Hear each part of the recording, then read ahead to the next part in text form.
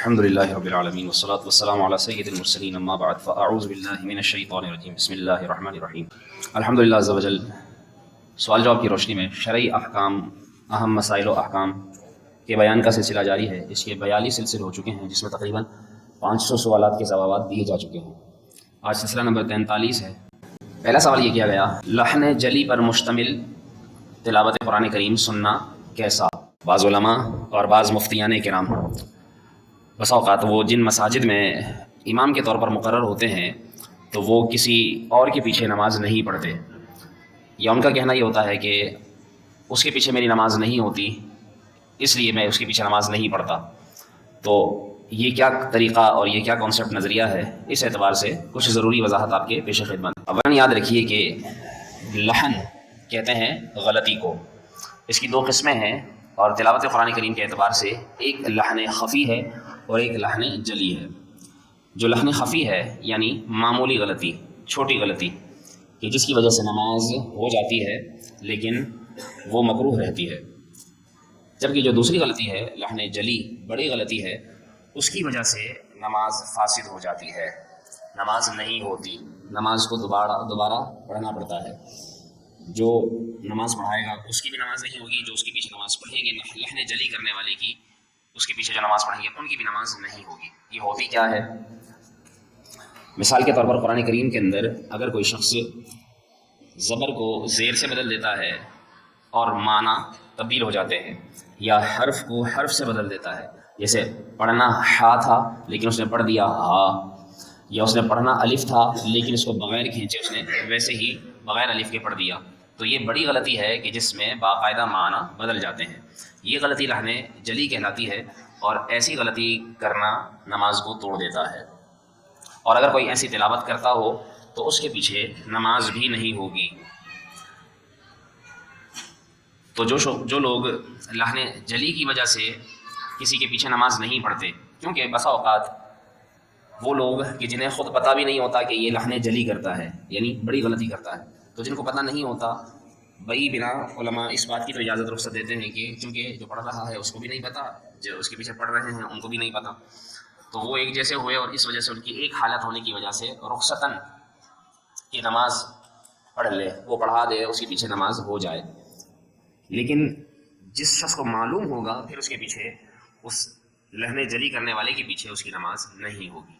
اس لیے جو بعض مفتیان کرام یا بعض علماء، بعض ائمہ کہتے ہیں کہ میں فلاں کے پیچھے نماز نہیں پڑھتا، تو شاید وہ یہ جانتے ہیں کہ جو شخص نماز پڑھاتا ہے وہ لحن جلی کرتا ہے، یعنی ایسی غلطیاں کرتا ہے جو بڑی غلطیاں ہیں، تو جس کی وجہ سے قرات بھی صحیح نہیں ہوتی۔ جب قرات صحیح نہیں ہوتی تو پھر جب اس کی نماز نہیں تو اس کے پیچھے پڑھنے والوں کی بھی نماز نہیں ہوتی۔ تو اس بنا پر وہ لوگ اس طرح سے یہ نظریہ اپناتے ہیں۔ بعض لوگ انہیں دیکھ کر بدگمانی کرتے ہیں کہ یہ اس کے پیچھے نماز نہیں پڑھتے۔ یاد رکھیے کہ اس اعتبار سے خاص طور پر مفتی صاحب کوئی ہوں یا کوئی عالم دین ہو تو اس اعتبار سے تو ہمیں خاموش ہو جانا چاہیے، کیونکہ جب ہمیں کسی بات کا، کسی مسئلے کا معلوم نہیں ہے اور انہیں معلوم ہے، تو جب وہ اس مسئلے پر عمل کر رہے ہیں تو پھر ان کے اس مسئلے پر عمل کرنے کی وجہ سے ہمیں ان کے بارے میں بدگمانی کرنے کی اجازت نہیں ہے۔ ہاں، اگر وہ مفتی صاحب عالم دین نماز ہی نہیں پڑھتے، نہ ان کے پیچھے نہ اور کسی کے پیچھے جو صحیح بھی پڑھتا ہے اس کے بھی پیچھے نہیں پڑھتے، تو پھر تو ظاہر سی بات ہے وہ خود موقع دے رہے ہیں بدگمانی کرنے کا۔ تو اس لیے اس اعتبار سے ہمیں خاموشی اختیار کرنی چاہیے۔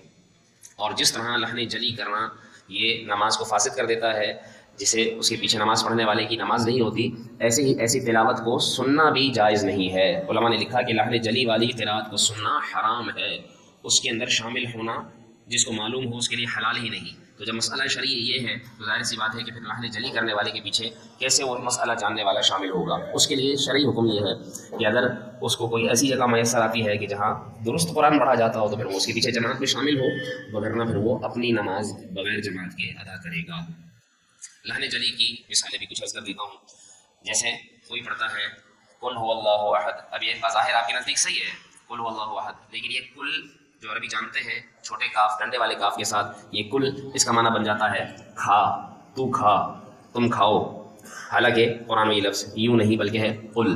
قل اور کل۔ اب بظاہر بسا اوقات مائک کی وجہ سے یا آواز کی وجہ سے فرق شاید واضح بھی نہ ہو، لیکن اگر پڑھنے والا صحیح پڑھے گا تو اس کے پیچھے پڑھنے والے کی نماز ہوگی۔ اگر پڑھنے والا پڑھ غلط رہا ہے، لگ آپ کو صحیح رہا ہے، تو پھر ایسی صورت میں اس پڑھنے والے کی بھی نماز نہیں اور پیچھے پڑھنے والے کی بھی نماز نہیں ہوگی۔ تو یہ بہت بڑا فرق ہے، کیونکہ قل کا معنی ہے کہہ دو تم کہ هو اللہ احد، وہ اللہ ایک ہے، اور اس کو کوئی کہے کل تو قاف کو کاف سے بدل دیا تو یہ بڑی غلطی ہے اور معنی بھی بدل گئے ہیں۔ ایسی سورہ ملک بسا اوقات پڑھی جاتی ہے وجعلنا لهم عذاب السعیر، کہ ہم نے ان کے لیے تیار کیا ہے جہنم کا عذاب۔ جعلنا الف مدہ کے ساتھ اس کو پڑھنا ہوگا، لیکن اگر کوئی اس کو پڑھتا ہے بغیر الف کے وجعلنا لهم، اب اس نے الف کھا لیا، الف کو چھوڑ دیا، اب معنی بدل جائے گا۔ اللہ تعالیٰ نے ویسے فرمایا کہ ہم نے تیار کی ہے جہنم، ہم نے تیار کیا ہے عذاب جہنم، لیکن یوں بغیر الف کے پڑھنے کی وجہ سے معنی بن جائے گا ان عورتوں نے تیار کی ہے وہ جہنم، تو معنی کتنا بڑا تبدیل ہو گیا۔ تو یوں جو ہے وہ قرات بھی فاسد، نماز بھی فاسد، پیچھے پڑھنے والے کی نماز بھی نہیں ہوگی۔ تو اس لیے یہ لحن جلی والی قرات کرنا بھی منع حرام ہے، سننا بھی ناجائز اور گناہ اور حرام ہے، اور اس کے پیچھے نماز بھی نہیں ہوگی۔ تو اس اعتبار سے ہم سب کو بھی غور کرنا چاہیے کہ ہمارا قرآن کتنا صحیح ہے۔ جیسا کہ بارہا میں بسا اوقات جمعۃ المبارک کے خطبات میں بھی کہا کرتا ہوں، اور ویسے بھی علماء بیان کیا کرتے ہیں کہ بسا ایسی جگہوں پر جن محلوں میں نمازیں امام حضرات پڑھاتے ہیں، تو ان امام حضرات جو صحیح قرآن پڑھتے ہیں کہ ان کے علاوہ جیسے اگر ایک امام ہے پیچھے نماز پڑھنے والے 100 ہیں، تو 100 میں سے شاید 10 بھی، یعنی کہ علماء فرماتے ہیں 10 بھی اعلیٰ اگر تحقیق سے ان کو بٹھا کر پڑھا سنا جائے قرآن پاک، تو 10 بھی ایسے نہیں نکلیں گے جو صحیح قرآن پڑھ سکتے ہوں جیسا امام قرآن پڑھتا ہے۔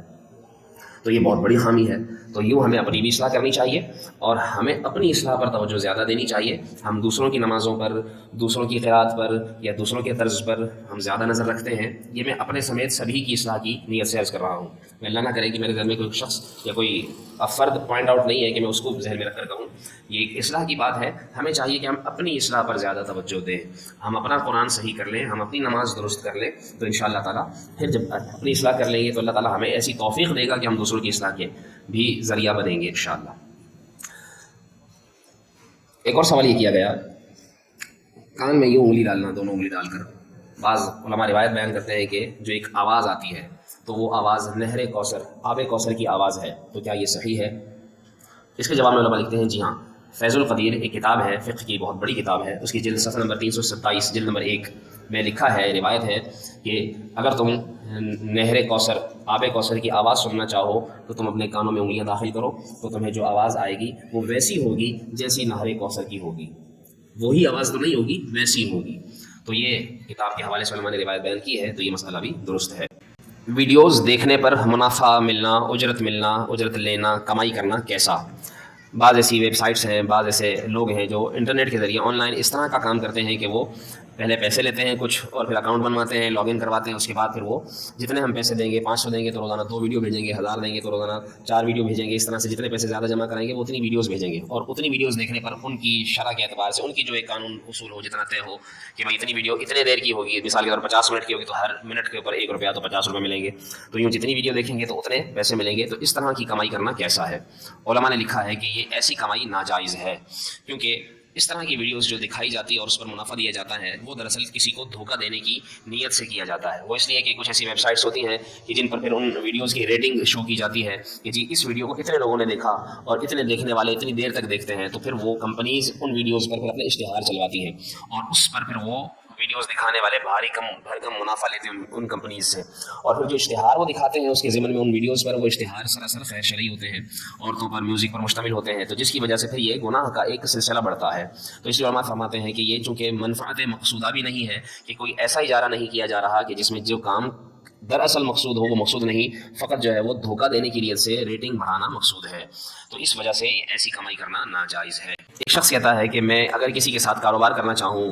لیکن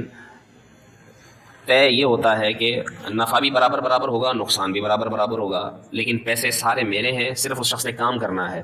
تو ایسی صورت میں یہ کیسے ہوگا کہ نقصان، وہ شخص تو کبھی تیار نہیں ہوتا کہ نقصان میرا سارا برابر ہو، کیونکہ میرے پاس تو پیسے نہیں، میں نے تو کام کرنا ہے، نقصان میرا کس چیز کا؟ نقصان اگر ہوگا تو پیسے دینے والے کا ہوگا۔ تو یوں کہہ کر پھر اس طرح سے کاروبار کرنا برابر کے نفع نقصان پر، یا کرنا کیسا یا کیسے کیا جائے، اس کے متعلق علماء نے لکھا ہے کہ ایک شخص مثال کے طور پر کسی دوسرے شخص کو پیسے دیتا ہے اور کہتا ہے کہ یہ 3 لاکھ روپے لو، اور اس 3 لاکھ روپے پر جو کام کرو گے جتنا منافع ہوگا وہ تمہارا آدھا ہوگا، اور اگر نقصان ہوگا تو وہ بھی آدھا ہوگا، تو یہ کرنا درست نہیں ہے۔ ایسی صورت میں اس کام کروانے والے کو یہ چاہیے کہ اس 3 لاکھ روپے میں سے مثال کے طور پر 1.5 لاکھ روپے اس کو بطور قرض دے دے. اب یہ اس کو قرض کے طور پر دے دیے اور یہ اس کا 1.5 لاکھ اپنا ہو گیا. تو یوں اب یہ دونوں اس مال میں شرکت کریں, وہ اپنی طرف سے پیسہ لگائے, یہ اپنی طرف سے پیسہ لگائے, اور پھر یہ نفع نقصان میں برابر برابر شریک ہوں. تو دونوں طرف سے پیسے برابر ہیں تو دونوں طرف سے نفع بھی برابر ہو سکتا ہے, دونوں طرف سے نقصان بھی برابر ہو سکتا ہے.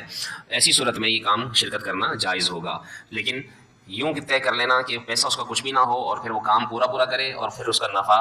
اگر وہ آدھا لیتا ہے تو ساتھ میں نقصان میں بھی برابر شریک ہو, تو پھر ایسے عقد سے علماء منع فرماتے ہیں. بہتر یہ ہے کہ ایسا عقد نہ کیا جائے, ایسی شرکت نہ کی جائے, ایسی پارٹنرشپ نہ کی جائے. اور جب منافع طے ہو تو اس میں بھی ضروری نہیں کہ پھر وہ 50-50% کریں, اس میں بھی ان کی مرضی سے کم زیادہ پرسنٹیج کے اعتبار سے طے ہو سکتا ہے کہ جتنا بھی منافع ہوگا اس کا 60% تمہارا ہوگا, 40% میرا ہوگا, یا اس کا الٹ ہوگا. تو طے شدہ منافع لینا یہ منع ہے. طے شدہ پرسنٹیج جس کے اندر منافع طے نہیں ہوتا, کہ کبھی 60% زیادہ بھی ہو سکتا ہے, 60% کم بھی ہو سکتا ہے, تو وہ اس میں کمی زیادتی کی وجہ سے پھر وہ ایسا شرکت والا کام درست ہے. ایک اور سوال یہ کیا گیا کہ بسا اوقات جب ہم نماز میں شامل ہوتے ہیں تو امام سجدے میں ہوتا ہے, تو پھر اس کے ساتھ ہم کس طرح شامل ہوں, اس کے اٹھنے کا انتظار کریں یا فوراً ہی سجدے میں شامل ہو جائیں. علماء نے لکھا ہے کہ حکم یہی ہے کہ جب بھی نماز میں آئیں, بعض لوگوں کی عادت ہوتی ہے وہ آتے ہیں تو اگر امام رکوع سے اٹھ گیا تو اس کے بعد اس کو ظاہر سی بات ہے کہ تقریباً 30 سیکنڈ لگتے ہیں. رکوع سے اٹھنے کے بعد سجدے میں جائے گا, ایک سجدہ کرے گا, پھر بیٹھے گا, پھر دوسرا سجدہ کرے گا, پھر اٹھے گا, اتنی دیر وہ کھڑا رہتا ہے. تو علماء فرماتے ہیں, حدیث پاک میں بھی باقاعدہ ہے, رسول اللہ صلی اللہ علیہ وسلم نے ارشاد فرمایا کہ جب تم امام کو پاؤ, جس حالت میں پاؤ اس کو پا لو, یعنی اس کے ساتھ شامل ہو جاؤ. اگر ایک سجدہ ملے تو ایک سجدہ کر لو, 2 سجدے ملے 2 سجدے کر لو. اگرچہ وہ رکعت شمار نہیں ہوگی, رکعت تبھی ملے گی جب رکوع میں شامل ہو جائیں گے. تو چونکہ حکم یہ ہے کہ سجدے میں شامل ہو جانا چاہیے, تو مسلمان کو چاہیے کہ جب بھی نماز میں آئے, امام کو جس حالت میں بھی پائے وہ فوراً نماز میں اس کے ساتھ نیت کر کے شامل ہو جائے. حتیٰ کہ یہاں تک لکھا گیا کتابوں میں کہ اگر وہ شخص دیکھتا ہے کہ امام ابھی پہلے سجدے میں گیا ہے تو یہ شخص نیت باندھ کر کھڑا ہو کر ثنا بھی پڑھ لے, پھر سجدے میں شامل ہو. اور اگر اس کو لگتا ہے کہ امام سجدے سے ہی اٹھ جائے گا تو پھر نیت تکبیر تحریمہ کہہ کر ہاتھ باندھے اور ایک سبحان اللہ کی مقدار کھڑا ہونے کے بعد سجدے میں چلا جائے, ثنا نہ بھی پڑھے تو بھی کوئی حرج نہیں ہے. ایک سوال یہ بھی کیا گیا کہ ڈپریشن کا مرض عام ہوتا جا رہا ہے, ذہنی پریشانی میں ہر وقت ذہن الجھا رہتا ہے, اور خواتین میں زیادہ مسئلہ پایا جاتا ہے کہ یہاں تک یہ وسوسہ بھی آتا ہے کہ ہم خودکشی کر لیں, خود کو مار لیں, یا اس کا کیا حل ہے کہ ذہنی طور پر اطمینان کیوں نہیں ہوتا, ذہن الجھا کیوں رہتا ہے, اس کا کوئی وظیفہ بھی ہو تو بتایا جائے. کتابوں میں لکھا ہے کہ یاد رکھیے کہ سب سے بڑی جو پریشانی ہے وہ ذہنی ڈپریشن کی, وہ یہ ہے کہ انسان کا دماغ جب دینی معلومات سے, تعلیمات دینیہ سے خالی ہوتا ہے تو پھر شیطان کو وسوسے ڈالنے کے لیے کھلا میدان ملتا ہے. کیونکہ جب اس کو وسوسے آتے ہیں تو وسوسوں کو دور کرنے کے لیے نہ اس کو قرآن کا کچھ معلوم, نہ اس کو حدیث کا کچھ معلوم, نہ اس کو کوئی شرعی حکم معلوم کہ مجھے شیطان کو کیسے رد کرنا ہے, یا یہ شیطانی وسوسے ہیں میں نے کیسے ان سے بچنا ہے. تو جب اس کا ذہن خالی ہوتا ہے تو پھر خالی دماغ جو ہے وہ ظاہر شیطان کو آسانی سے میسر آتا ہے, پھر اس کے ذہن میں وہ جو ڈالتا ہے وہی سوچ اس کے فکر میں آتی ہے. کیونکہ قرآن کریم سے یہ ثابت بھی ہے, الذی یوسوس فی صدور الناس من الجنۃ والناس, وہ جو وسوسے ڈالتا ہے لوگوں کے سینوں میں, اور وہ انسان بھی ہیں اور وہ جنات بھی ہیں, اور جنات میں سب سے بڑھ کر شیطان ہے. تو شیطان وسوسے ڈالتا ہے اور اس کا خالی ذہن, جو دماغ جس کا خالی ہو تو اس کے ذہن میں پھر طرح طرح کے وسوسے, اور پھر یہاں تک کہ وہ مرنے کے وسوسے بھی ڈالتا ہے, اور یوں انسان ذہنی ڈپریشن میں چلا جاتا ہے. تو علماء فرماتے ہیں کہ اس کا بہترین علاج یہی ہے کہ علم و عمل کے اعتبار سے اپنے ذہن کو قرآنی اور حدیث کی تعلیمات سے آراستہ کیا جائے. ذہن میں قرآنی آیات ہوں, احادیث ہوں, روایات پڑھی جائیں, واقعات پڑھے جائیں, دینی کتابیں پڑھی جائیں, مسائل پڑھے جائیں, اور اپنے آپ کو فضول کاموں میں لگانے کی بجائے, جس طرح آج کل لوگ مسلسل موبائل دیکھتے ہیں, 2 گھنٹے 3 گھنٹے 4 گھنٹے, رات کو سونے سے پہلے اٹھتے ہی موبائل دیکھنا, یہ ساری چیزیں جو ہے وہ اس کے ذہن کو الجھا دیتی ہیں. ہر وقت ذہن کے اندر پھر وہ جو ہے, اور پھر جب وہ سوچتا ہے تو ہماری سوچیں بھی ایسی منفی ہی سوچتی ہیں, مائنس ہی سوچتے ہیں, پازیٹیو ہم لوگ سوچتے ہی نہیں ہیں. تو اس لیے اولاً خود کو قرآن و حدیث سے جوڑیں, علماء سے مربوط کریں, اپنے ائمہ سے رابطے میں رہیں, اور پھر ساتھ ساتھ جو ہے وہ اس کے لیے وظائف, جیسے سب سے بڑا وظیفہ قرآن کی تلاوت ہے. قرآن کریم سورہ ناس پڑھتا رہے, سورہ فلق پڑھتا رہے, اور روزانہ اسے پڑھ کر خود پر دم کرے. ہر نماز کے بعد تسبیح فاطمہ 33 بار سبحان اللہ, 33 بار الحمدللہ, 34 بار اللہ اکبر پڑھے, آیت الکرسی پڑھے. اس طرح کی انشاءاللہ وہ وظائف پڑھے گا تو اس کا ذہن ڈپریشن سے آزاد ہوگا. اس کے علاوہ اور بھی دنیاوی سبب بھی ہوتے ہیں, جیسے کوئی شخص بے روزگار ہے تو اس کو ظاہر کوئی کام نہیں ہے تو اس کے ذہن میں ڈپریشن ہی آتا ہے. تو اس کے لیے چاہیے کہ اس کو وہ کوشش کرے, یہ نہ سوچے کہ بس میں خود کو مار لوں, مر جاؤں, مار دوں, ایسا نہ کرے, بلکہ یہ شیطانی وسوسے ہے اور خودکشی کرنا یہ حرام ہے, حرام موت ہے. اس لیے خود کو, ذہن کو وسوسوں سے بچائے اور اللہ کے حضور دعا بھی کرتا رہے تو انشاءاللہ اس کا ذہن ڈپریشن سے بچے گا. ایک اور سوال یہ کیا گیا کہ بھیک مانگنے والے پیشہ وروں کو دینا کیسا. آج کل جس طرح رمضان اب قریب آ رہا ہے, باقاعدہ گاڑیاں بھر بھر کر اندرون سندھ سے آئیں گی، اور جمعے کی نماز کے اندر کوئی شخص رونے کا ناٹک کر کے ساتھ اپنے بچوں کو ضرور لائیں گے، کسی بچی کو لے آئیں گے ساتھ، لوگ جو ہے وہ چھوٹی بچی کو دیکھ کر جلدی سے متاثر ہو جاتے ہیں، حتیٰ کہ لوگ تو اپنی خواتین کو اٹھا کر لے آتے ہیں معاذ ان کو بٹھا دیں گے، اور وہ اعلان کرنے کے بعد جو اپنے قصے سنائے گا، اور اس کے بعد وہ نماز نہیں پڑھے گا، باقی نہ سنت نہ نفل، پھر جا کر اس میں کھڑے ہو جانا ہے اور اسے سب سے مانگنا ہے۔ تو اس طرح مسجد کے اندر سوال کر کے اور پھر یوں ہمیں وہ متاثر کر کے، اور پھر ہم بھی ایسے ہیں کہ ہم بغیر تحقیق کیے، اگرچہ مسلمان کا حکم یہی ہے، اس کے لیے حکم یہ ہے کہ وہ مسلمان کی بات پہ یقین کرے، لیکن پھر بھی جب آپ اور میں جب کوئی چیز لینے جاتے ہیں تو کوئی چیز لیتے ہوئے ہم اس کی کتنی جان پٹک اس کی کرتے ہیں، اس کو جانچتے ہیں خالص ہے نہیں ہے، کپڑا لے رہے ہیں تو کپڑا کیسا ہے، بیکار تو نہیں ہے، اچھا تو ہے، جتنے پیسے دے رہا ہوں ویسا تو ہے۔ تو جب ہم اپنے لیے کھانے پینے کی چیز، پہننے کی چیز، گھر کے استعمال کی چیز، استعمال کرنے کی چیزیں، گھر بنا رہے ہیں، گھر بنانے کے لیے جو اچھی سے اچھی کوالٹی ہوتی ہے ہم اس کو جانچتے ہیں، اس کو تلاش کرتے ہیں، سستے داموں میں اچھا لینے کی کوشش کرتے ہیں۔ تو جب ہم اپنے لیے جب کوشش کرتے ہیں تو وہ اچھا لینے کی کوشش کرتے ہوئے لیتے ہیں، تو پھر جب اللہ کی راہ میں دے رہے ہیں تو وہ بھی ایسے شخص کو دیں جو واقعی مستحق ہو، اور اس کو دینے سے وہ ادا بھی ہو جائے اور اس کی دعا بھی لگے۔ آپ یہ کہیں کہ اس کو دینے کے بعد دعا کریں، دعا کرنا بابا، دعا کرنا اماں، ایسی کی دعا بھی نہیں لگے گی، کیونکہ وہ پیشہ ور ہے، اس نے تو جو ہے وہ دکھاوا کیا، ناٹک کیا، اور ناٹک کر کے مانگ کر وہ تو چلا گیا۔ اس نے تو آج اس مسجد میں، کیونکہ باقاعدہ انہوں نے مسجدیں باندھی ہوئی ہوتی ہیں ہر مہینے کہ اس مسجد میں اس دن جانا ہے، اس ہفتے میں جانا ہے، تو کتنے ایسے ہیں کہ جنہوں نے ایریاز باندھے ہوئے ہیں، پورے کراچی میں گھومتے ہیں، اور یوں جو ہے وہ سال کے بعد ایک مسجد کی باری آتی ہے، تو آپ کہیں گے یہ تو سال بعد نظر آتا ہے، یہ تو پہلی بار نظر آیا ہے، تو اور وہ آپ کے اپنے محلے کا نہیں ہوتا، حالانکہ آپ کے اپنے محلے کے اندر کتنے ایسے روپوش ہوں گے، ایسے سفید پوش ہوں گے کہ جن کو دینا چاہیے، تو آپ ان کو ڈھونڈ ڈھونڈ کر دیں، اور ایسے لوگوں کو تلاش کریں کہ جن کو آپ کے ادا کرنے سے ادا بھی ہو، اور لوگ جو ہے وہ فوراً سے اس کو پکڑاتے ہوئے دکھائی دیتے ہیں۔ میں یہ نہیں کہتا کہ وہ مستحق نہیں ہوتے، مستحق ہوتے بھی ہوں گے، لیکن اول تو حکم شرعی ہے کہ ان کا مسجد میں سوال کرنا اپنے لیے ناجائز ہے۔ روایت میں خلاصہ ملتا ہے کہ جو مسجد میں سوال کرے اپنے لیے تو وہ قیامت کے دن اللہ کی بارگاہ میں ایسا آئے گا کہ اس کے چہرے پر گوشت نہیں ہوگا، ایسا یہ عذاب ہے اس کا۔ تو ایسے لوگوں کو جب سوال کرنا جائز نہیں ہے تو جو شخص دے، کتابوں میں لکھا ہے کہ جو اس طرح غیر مستحق کو دے، تو پھر اگر اس نے 1 درہم دیا تو اس کے کفارے میں اس کو 70 درہم دینے ہوں گے، کہ تاکہ اس کا یہ گناہ ختم ہو جائے کہ اس نے مسجد میں مانگنے والے کو کیوں دیا۔ تو اس لیے مسجد میں دینا بھی نہیں چاہیے، مسجد کے اندر جو اپنے لیے مانگ رہا ہے اس کو نہیں دینا چاہیے۔ تو ایسے شخص کو اول تو پھر ہم امام سے آس لگاتے ہیں کہ امام صاحب مائک پر کہیں، بھائی جس کے ساتھ کھڑا ہوا ہے وہ اس کو آپ پکڑ کے بٹھا دے آرام سے، تاکہ مسجد میں مائک کی اوپر آواز نہ جائے، تاکہ سب کی نماز متاثر نہ ہو، تو اور بسا اوقات سارے بلند آواز سے شروع ہو جاتے ہیں۔ ایسا نہ کیا جائے، بلکہ حکمت عملی سے اس کو سمجھایا جائے اور اس کو ایک ٹکا نہ دیا جائے اگر وہ پیشہ ور ہے، تاکہ اس کی دوبارہ ہمت ہی نہ ہو مانگنے کی۔ اور یہ ہماری مسجد سے نہیں ہوگا، ہر جگہ یہاں سے نہیں ملے گا اس کو اگلی مسجد سے مل جائے گا پھر۔ تو اس لیے یہ عام کریں تعلیمات، تاکہ لوگوں تک معلومات پہنچے اور پھر غلط کام رکے اور صحیح جگہ ہمارا پیسہ خرچ ہو۔ حلال کا پیسہ ہے، یقیناً محنت سے روزی کماتے ہیں، تو اس کو اللہ کی راہ میں ایسی جگہ دیں جو خرچ کرنے کے بعد آپ کو فائدہ بھی ہو۔ تو ایسے پیشہ وروں کو دینے کی اجازت نہیں ہے، ایسا دینا جائز نہیں ہے۔ دیں گے تو آپ نے جو کہ نفلی دیا، اگر زکوٰۃ کے پیسے دیں گے تو اس کو زکوٰۃ دینے سے زکوٰۃ ادا بھی نہیں ہوگی، نفلی دیا تو پھر وہ تو نفلی ہو، تو ایسے جیسے آپ نے کسی کو راہ چلتے ویسے ہی پکڑا دیے، تو وہ ایک الگ معاملہ ہے۔ ایک اور سوال یہ کیا گیا کہ اگر کوئی شخص مکے میں ہی رہتا ہے اور اس کے والدین جو ہے وہ مکے سے باہر ہیں یا کسی اور ملک میں ہیں، پھر وہاں سے وہ عمرہ کرنے گئے یا حج کرنے گئے اس کے ماں باپ، تو جو مکے میں رہتا ہے اس کے بچے ہیں، اس کی اولاد ہے، اس کے رشتہ دار ہیں، وہ اپنے والدین سے، اپنے رشتہ داروں سے ملنے کے لیے آئیں، تو کیا ان کے لیے احرام باندھنا ضروری ہوگا جو مکے سے ہی اپنے رشتہ داروں کے لیے ملنے جا رہے ہیں؟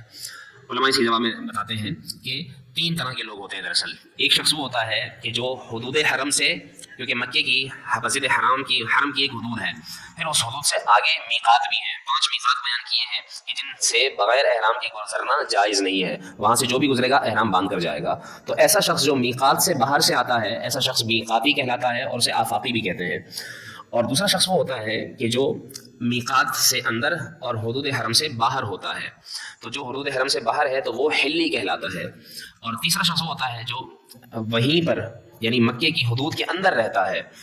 تو ایسا شخص مکی کہلاتا ہے۔ تو جو شخص مکے کی حدود میں ہی ہے ہر وقت، تو پھر اس کے لیے تو احرام پہننے کی ضرورت نہیں ہو، تو جب چاہے مکے میں جس سے بھی مل لے حدود حرم میں۔ جبکہ جو حلی ہے، جو حل میں ہے، تو اس کے لیے بھی علماء لکھتے ہیں کہ اگر وہ اپنے والدین سے وہیں رہتے ہوئے ملتا ہے، تو چونکہ وہ میقات سے ہو کر نہیں آ رہا، میقات کے اندر ہے، تو وہ پھر اس طرح مل سکتا ہے۔ یہ حکم جو ہے وہ آفاقی اور میقاتی کے لیے ہے کہ جو میقات سے باہر سے آئے گا اگر کوئی شخص، تو پھر اگر وہ ملنے کے لیے بھی آئے گا تو وہ بھی احرام باندھ کر آئے گا، پھر چاہے وہ بزنس کے لیے جائے، ملاقات کرنے کے لیے جائے، یا ویسے ہی مکے کو دیکھنے جائے، تو اس کے لیے حکم یہ ہوگا کہ پھر وہ احرام باندھ کر آئے گا۔ اس کے علاوہ جو حلی ہے وہیں کا رہنے والا یا جو مکی ہے، تو اس کے لیے احرام باندھنا ضروری نہیں ہے۔ تو بیماری کا کوئی وظیفہ بیان کیا جائے،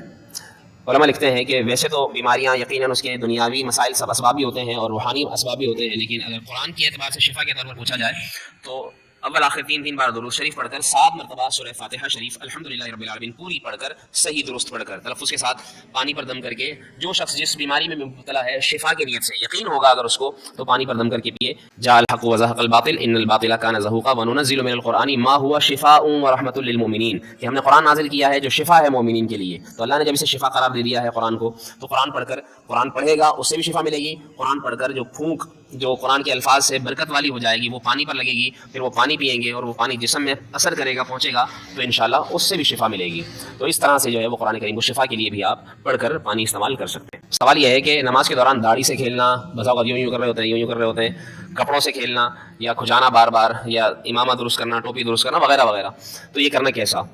ایسا کرنا اگر واقعتاً جو ہے وہ کھیلنے کی نیت سے ہوگا تو پھر تو ظاہر ہے کہ اس نے اگر ایک دفعہ ہاتھ اٹھایا پھر تو چلو اس کو ایک دفعہ تو اجازت ہے، لیکن دوسری دفعہ اٹھایا ایک ہی رکن میں تو پھر اجازت ہے، لیکن تیسری دفعہ اٹھایا پھر تو اس کی نماز ہی فاسد ہو جائے گی. اور یہ کھیلنا بھی علماء نے لکھا ہے کہ یہ مکروہ تحریمی ہے. تو اس لیے اس طرح کے کسی بھی کام سے بچا جائے کہ جس سے نماز جو ہے وہ واجب الادا ہو جائے یا فاسد ہو جائے، کیونکہ ایسا اس طرح نماز میں کھیلنا یا داڑھی سے یا بالوں سے یہ کھیلنا ناجائز ہے، منع ہے یعنی کہ، اور یہ نماز کو اس کی روحانیت ختم کرنے کے مترادف ہے. یہ نماز کی روحانیت ختم ہو جائے گی. نماز میں کوشش یہ کرے کہ جب تک کوئی ضروری وجہ نہ ہو، کوئی کام ایسا نہ ہو کہ جو اس کے بغیر گزارا نہیں ہے، تو ساکن رہ کر خود کو اللہ کی بارگاہ میں سمجھے، تو انشاءاللہ پھر یہ ہوگا کہ اس کی نماز میں خشوع خضوع برقرار رہے گا. قیام میں ہو، یہ میرا رکن ہے، تو اس رکن کے اندر آپ نے یوں ہاتھ اٹھایا ایک ہو گیا،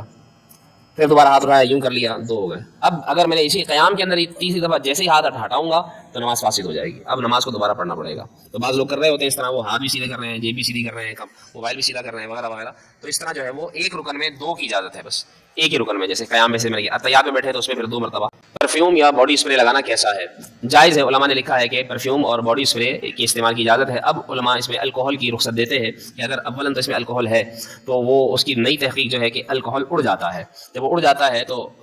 اس وجہ سے اس کے لگے ہوئے رہنے کا کوئی کانسیپٹ نہیں ہے. اور اگر وہ چونکہ جب لگایا جاتا ہے تو اتنی مقدار میں نہیں لگایا جاتا کہ جس سے جو ہے وہ ناپاکی کی مقدار تک پہنچ جائے. تو اول تو علماء نے اس کے ناپاک ہونے پر ہی جو ہے وہ وضاحت یہ دی ہے کہ اس کی ناپاکی کا حکم نہیں، اور پھر چونکہ وہ اڑ جاتا ہے اس وجہ سے اس پر بھی کوئی حکم نہیں. اور اب تو بلکہ علماء یہ کہتے ہیں کہ نماز کے لیے جو کہ جدید طریقہ ہے، ویسے تو اتر استعمال کرنی چاہیے یا اور کوئی طریقہ، لیکن زیادہ بہتر طریقہ پرفیوم اور باڈی اسپرے کا ہے کہ جب آپ کے اندر سے خوشبو آئے گی، خود کو بھی آپ کو نماز میں لذت آئے گی اور آپ کے برابر والے کو بھی آپ کے ساتھ کھڑا ہونا اچھا لگے گا، بمقابلہ اس کے کہ جس میں سے بدبو آتی ہو پسینے کی یا میل کی. تو ایسے شخص سے وہ لوگ ہی کیا اللہ کے فرشتے بھی کراہت کرتے ہیں. تو زیادہ سے زیادہ صاف ستھرا اور اچھی خوشبو کے ساتھ اگر نماز میں کھڑا ہوگا تو انشاءاللہ نماز میں خشوع آنے کے زیادہ مواقع ہیں. اگر وہ اس کی ناف سے لے کر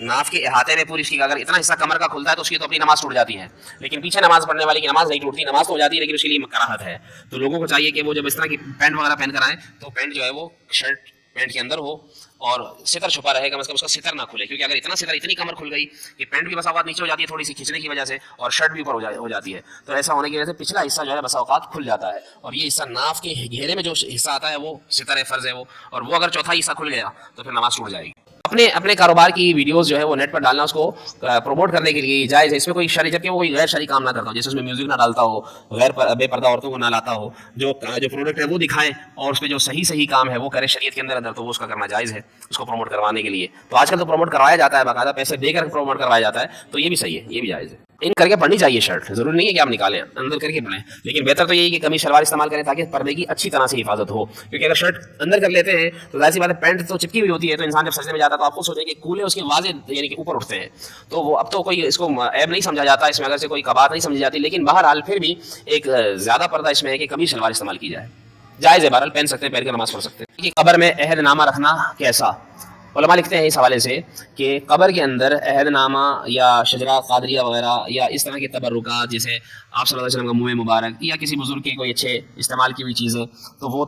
تبرکاً رکھنے کی علماء اجازت دیتے ہیں. اب اجازت اصل میں جو علماء دیتے ہیں اس کے پیچھے بہت ساری وجوہات ہیں. اب اس کے بعد ایک تفصیلی کلام ہے کہ وہ تبرکاً ہے، لیکن دراصل ہمارے ہاں یہ ہو جاتا ہے کہ ہم یہ سمجھتے ہیں کہ نجات ہی اس سے ہوگی. ہم یہ سمجھتے ہیں کہ عہد نامہ رکھیں گے تو اب مردہ بس بخشا گیا، چاہے وہ جو ہے وہ بے نمازی تھا، روزہ اس نے ایک نہیں رکھا، کبھی جو ہے وہ اس نے کوئی نیک نیک کام نہیں کیا بس وہ اعتنامہ اس کو بخشوا دے گا، تو پھر ایسا نہیں ہے۔ اگرچہ حسن نیت پر یہ بھی موقوف ہے کہ اگر کسی کی ایسی نیت ہو، کیا پتہ، اللہ کی رحمت تو بہت بڑی ہے، وہ تو چاہے تو بغیر بندے کو کسی سبب کے ہی معاف فرما دے گا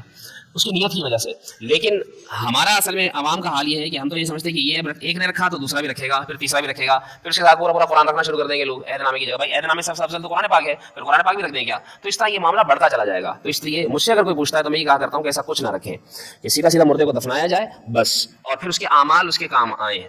بہتر یہ ہے۔ اور اگر کوئی رکھتا بھی ہے تو ہم اس کو منع بھی نہیں کرتے کہ اس کی نیت ہے، واللہ عالم۔ جیسے ایک شخص تھا، وہ شخص جب مرنے لگا تو وہ بہت مسخرہ تھا زندگی میں، اور مذاق کرتے کرتے آخر کار اسے توبہ کر لی۔ مرنے کے وقت اس کو تھوڑا سا احساس ہوا تو اس نے اپنے دوستوں سے کہا جب میں مر جاؤں تو میری داڑھی پر آٹا چھڑک دینا۔ انہوں نے کہا دیکھو مر رہا ہے اور مرتے وقت بھی اس کو مذاق سوچ رہا ہے۔ لیکن جب اس کو اس طرح اس کی وصیت کے مطابق آٹا چھڑک دیا گیا اور جب اس کو دفنا دیا گیا، کسی نے خواب میں دیکھا تو وہ اللہ کی رحمتیں لوٹ رہا ہے، اس کو اللہ رب العالمین نے بخش دیا۔ پوچھا بھائی تجھے کیسے یہ انعام ملا؟ تو اس نے کہا تھا تو میں بڑا گناہ گار، بس میری نیت اچھی تھی تو میں نے اس نیت سے آٹا چھڑکنے کے لیے کہا تھا کہ میرے بال سفید ہیں اور اللہ تعالیٰ سفید بالوں والوں پر رحم فرماتا ہے۔ اس نیت سے جو ہے وہ میں نے یہ آٹا چھڑکوایا اور اللہ رب العالمین نے میری اچھی نیت کی وجہ سے میری بخشش عطا فرما دی۔ آپ خود سوچیں، بال سفید کرنے کی نیت یہ بھی نہیں، یہ اس کو بخشوا دیا، تو پھر عہد نامے میں تو اللہ کا نام ہے، اللہ کا نام بھی اس کو بخشوائے گا۔ تو نیتوں پر بہت سارے اعمال کا دور و مدار ہے، تو انسان کی جیسی نیت ہے ویسا اس کا نتیجہ ہے۔ لیکن اس کو یہ کہنا کہ یہ ہے ہی حرام معاذ اللہ، تو پھر یہ حلال چیز کو حرام کہنا یہ بہت زیادہ ہو جاتا ہے۔ ہاں نہیں رکھنا چاہیے، ہم اس کو خود منع کرتے ہیں کہ پھر اس سے عوام کو جو ہے وہ راستہ ملتا ہے اور وہ کچھ کا کچھ بنا دیتی ہے اس کو، اس لیے بچنا چاہیے۔ اللہم صلی علی سیدنا و مولانا محمد مبارک وسلم۔ یا رب العالمین، جو سیکھا سکھایا اسے یاد رکھنے عمل کرنے کی توفیق عطا فرما، ہمارے علم میں عمل میں برکت عطا فرما، برائی سے ہمیں برے لوگوں کے شر سے بچا، جو ہم سب کے حق میں بہتر ہو بن مانگی عطا فرما۔ وصلی اللہ تعالی علی خیر خلقہ محمد وعلی آلہ وصحبہ اجمعین برحمتک یا ارحم الراحمین۔